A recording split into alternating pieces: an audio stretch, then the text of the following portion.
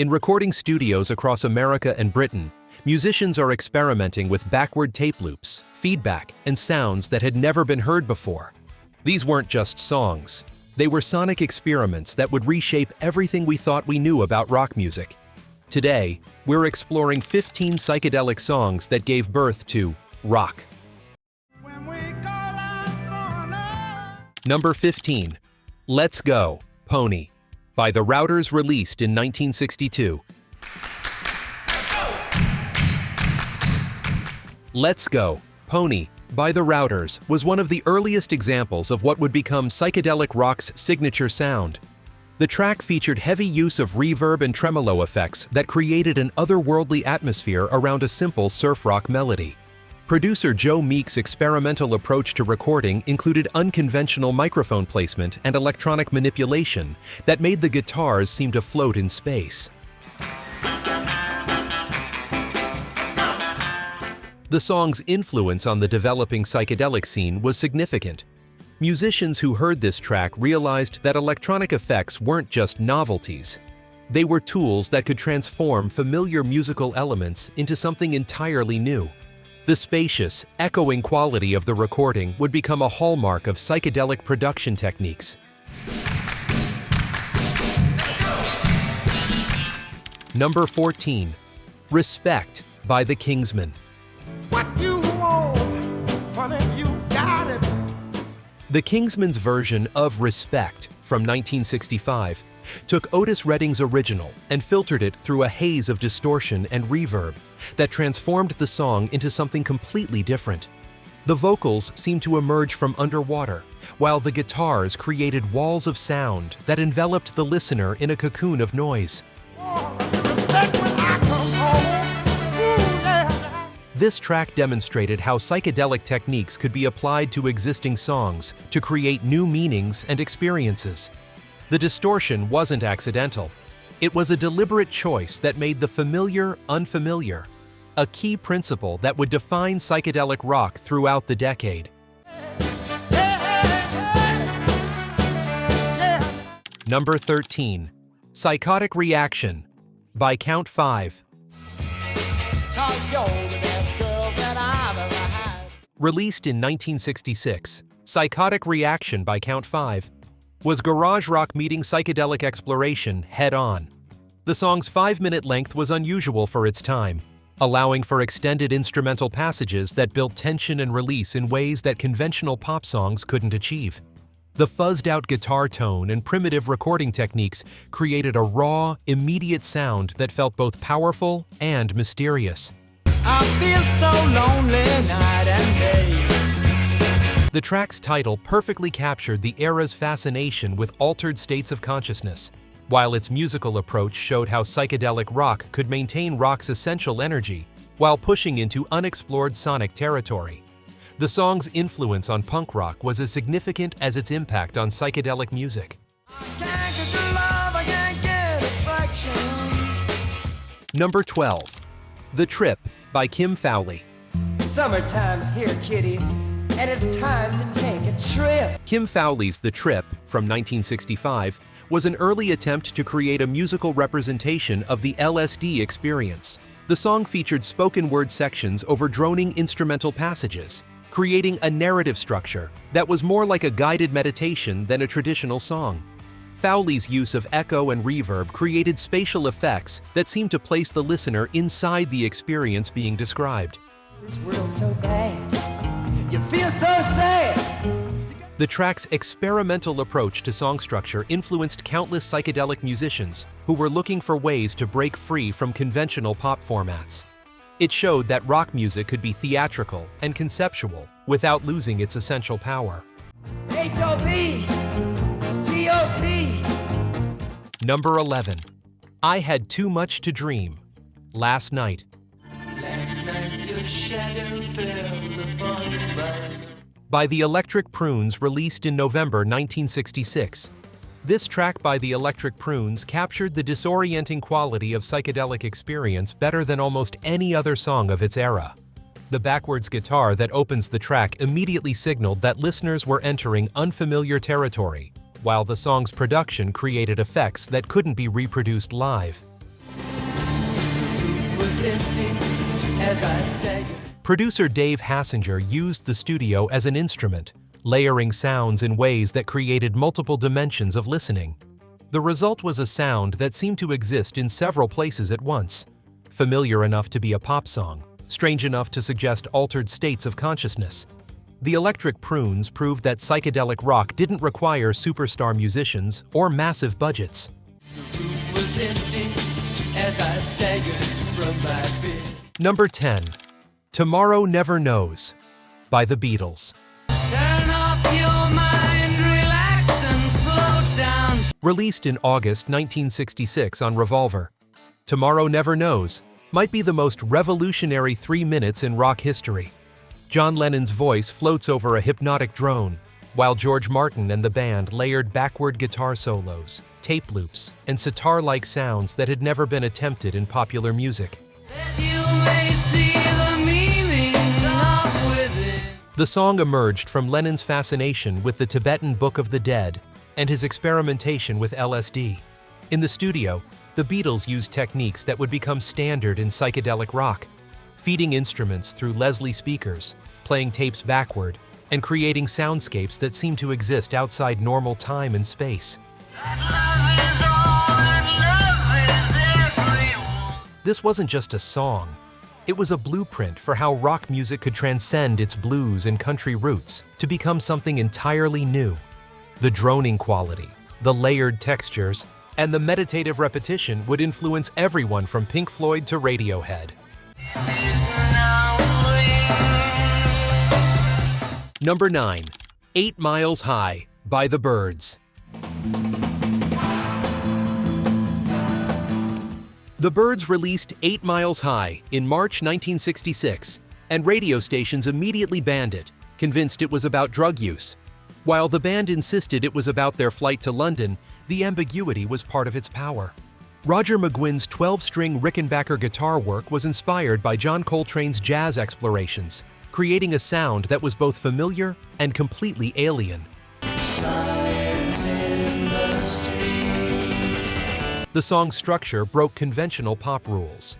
Instead of following verse-chorus patterns, it built layers of sound that seemed to spiral upward, matching its title's suggestion of altitude and altered consciousness. The guitar solo wasn't just loud, it was liquid, bending and weaving through sonic space in ways that guitars had never moved before. This track proved that psychedelic rock could be both commercially successful and artistically adventurous. It showed other musicians that audiences were ready for music that challenged their expectations. Number 8. Shapes of Things by the Yardbirds released. Just teach me to despise. In February 1966, Shapes of Things by the Yardbirds featured Jeff Beck's revolutionary guitar work, which included the use of a fuzzbox to create sustained, distorted tones that seemed to bend reality itself. The song's lyrics, written by Paul Samwell Smith, dealt with themes of social change and environmental concern that would become central to psychedelic rock's consciousness. Beck's guitar solo was unlike anything that had been heard in popular music before. Instead of following blues patterns, it created abstract sonic landscapes that suggested emotional states rather than musical phrases. The song's structure allowed for these experimental passages while maintaining enough conventional elements to reach mainstream audiences. The track's influence on heavy metal and progressive rock was enormous. It showed that electric guitar could be an instrument of pure expression, freed from the constraints of traditional technique and structure.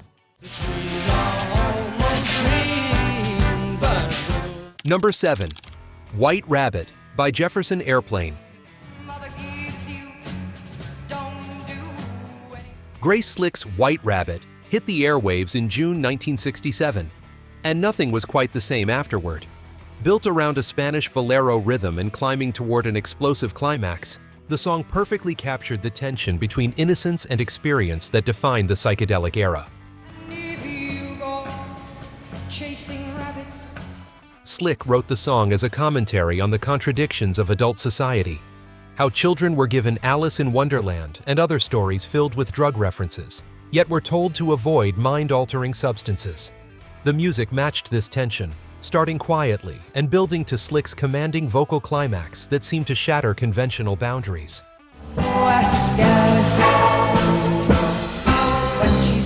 The song's structure was as important as its message. Unlike traditional rock songs that maintained consistent energy levels, White Rabbit was a musical journey that took listeners somewhere they'd never been before. The dramatic build-up and release became a template for countless psychedelic and progressive rock songs that followed. Number 6. Purple Haze by Jimi Hendrix. When Jimi Hendrix released Purple Haze in March 1967, he didn't just play the guitar, he made it speak in tongues. The song's opening riff, distorted and fuzzy, announced a new era where electronic effects weren't just accompaniments to rock music. They were essential elements of its language. Hendrix's approach to the guitar was revolutionary.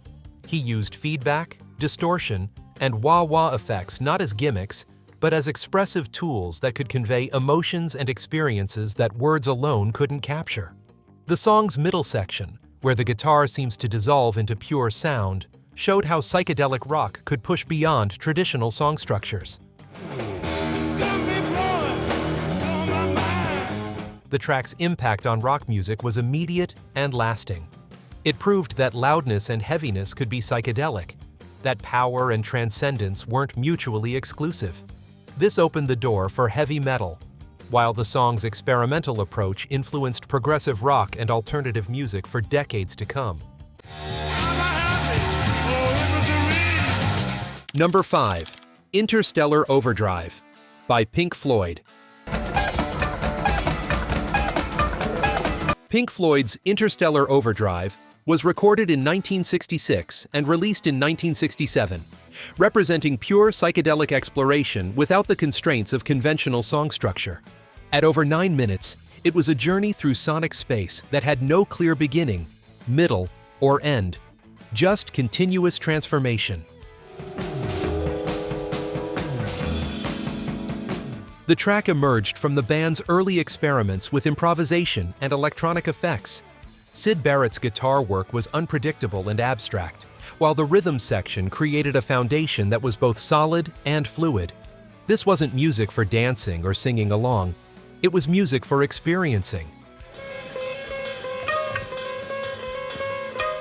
The song's influence on progressive rock cannot be overstated. It demonstrated that rock music could be instrumental, experimental, and extended without losing its essential power. It showed that audiences were ready for music that demanded active listening rather than passive consumption. Number 4. For What It's Worth by Buffalo Springfield. Stephen Stills wrote For What It's Worth about the Sunset Strip riots of 1966. But when Buffalo Springfield released it in January 1967, it became something larger, an anthem for a generation feeling the ground shift beneath their feet. The song's gentle acoustic guitar and Stills' understated vocal delivery created a sense of quiet urgency that perfectly captured the era's mood. The track's psychedelic elements were subtle, but crucial. The electric guitar fills seemed to float between the acoustic strumming, creating a dreamlike quality that suggested reality itself was becoming fluid. The song's message about paranoia and social change resonated with listeners who were experiencing both personal and cultural transformation.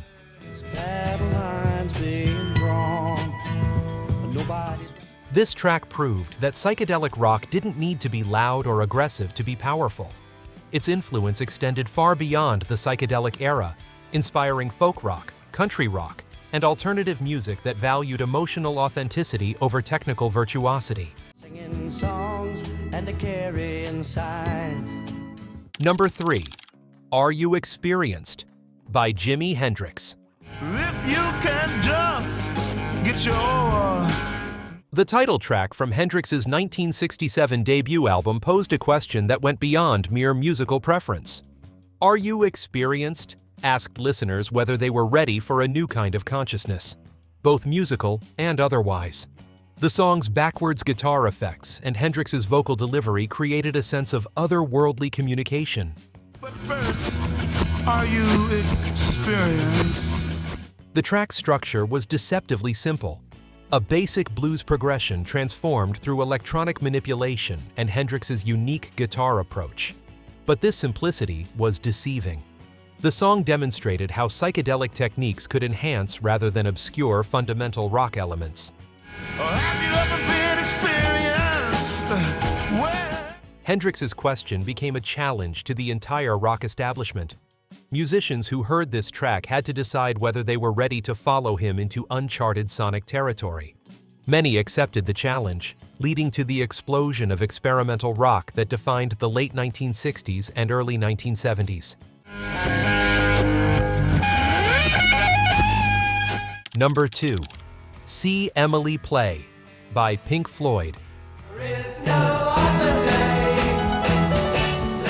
Released in June 1967, See Emily Play was Pink Floyd's second single and their last major hit with Syd Barrett as their primary songwriter. The song perfectly balanced accessibility with experimentation, creating a pop song that was undeniably psychedelic, yet commercially viable. Barrett's lyrics painted surreal imagery that seemed to emerge from dream logic rather than conventional narrative. The music matched this quality, with sudden shifts in dynamics and texture that kept listeners off balance. The song's production included subtle use of backwards effects and unusual instrumental combinations that created a sense of sonic displacement. The track's success proved that psychedelic rock could reach mainstream audiences without compromising its essential weirdness. It showed that radio listeners were ready for music that challenged their assumptions about what pop songs could be and do. Gazing through trees in sorrow, hardly a sound. Number 1. A Whiter Shade of Pale by Procol Harum. Skip the light fandango. Released in May 1967, A Whiter Shade of Pale became one of the most recognizable songs of the psychedelic era while remaining completely unique. Gary Brooker's haunting vocal delivery combined with Matthew Fisher's Bach-inspired organ work to create something that was simultaneously ancient and futuristic. The song topped charts across the world and sold over 10 million copies, proving that psychedelic rock could achieve massive commercial success without compromising its artistic integrity. The crowd called out for more. The recording process itself was revolutionary. Producer Denny Cordell captured the band at Olympic Studios in London, where they achieved a sound that seemed to exist in a cathedral-like space. Fisher's Hammond organ, drawing directly from Bach's Air on the G string, created a foundation that was both classical and contemporary. The organ's sustained tones seemed to float in the mix, creating an ethereal quality that made the song feel weightless. When we call out for another train. The song's lyrics, written by Keith Reid, were pure poetry, evocative but deliberately ambiguous, allowing listeners to project their own meanings onto the words. Reid had never been in a band before joining Procol Harum, and his background in literature brought a different sensibility to rock songwriting. The imagery was surreal and dreamlike, filled with references to Canterbury Tales and maritime adventures that seemed to emerge from some collective unconscious. Said there is no reason. This ambiguity was essential to the song's power. It suggested profound meaning without insisting on specific interpretation. Listeners could hear love songs, spiritual journeys, or drug experiences depending on their own state of mind. The song became a mirror that reflected whatever the listener brought to it, making it deeply personal while remaining universally accessible. The track's musical structure was equally innovative. Built around a classical chord progression but performed with rock instrumentation, it demonstrated how psychedelic rock could draw from any musical tradition while remaining distinctly contemporary. The song's tempo was stately and processional, unlike the driving rhythms of most rock music. This gave it a sense of ceremony and ritual that elevated it beyond entertainment into something approaching art. One of 16 vessel virgins. Brooker's piano work complemented Fisher's organ perfectly, creating layers of keyboard textures that had never been heard in popular music. The interplay between the two instruments created a conversation between classical and contemporary sensibilities. The drums, played by Bobby Harrison, were restrained and tasteful, providing structure without overwhelming the delicate musical architecture.